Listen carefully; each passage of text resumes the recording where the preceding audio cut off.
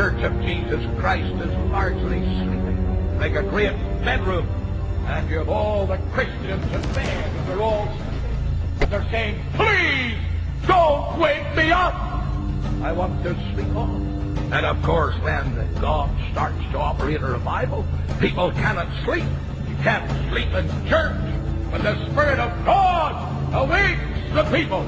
Look at the first verse of this 52nd chapter. Awake! Awake! Put on strength! Wake it up, you sleepy Christians! Awake, thou that sleepest! Arise from the dead!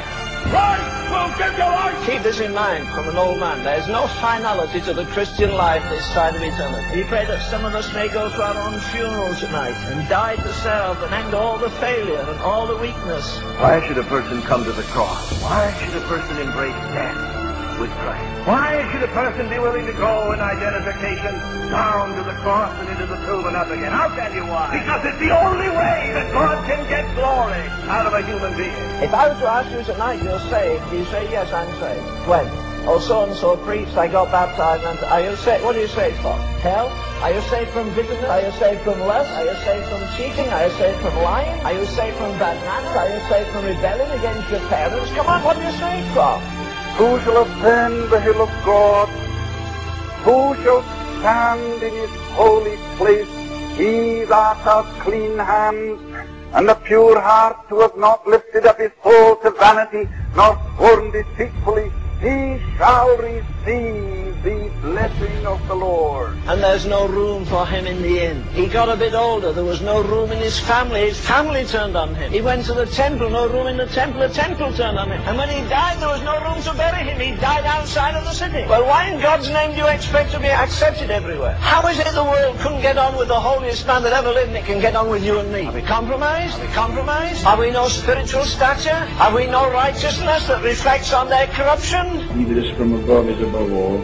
I want to say to Christians, don't go around apologizing for him. Don't go around worried because you can't make his doctrines fit in with what you've learned in school. All you learned in school was one fallen head instructing another fallen head.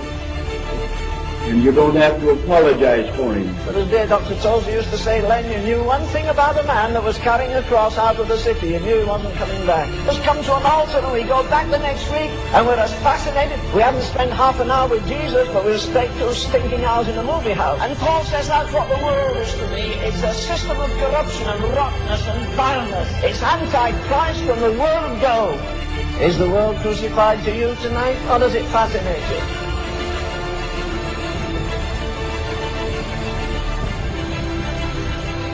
Do we not need a very much greater conception of how tremendously valuable a true expression of the church is to the Lord? It's priceless. But the Lord give us more of this anguish for his church as a whole. Then it will be precious to him.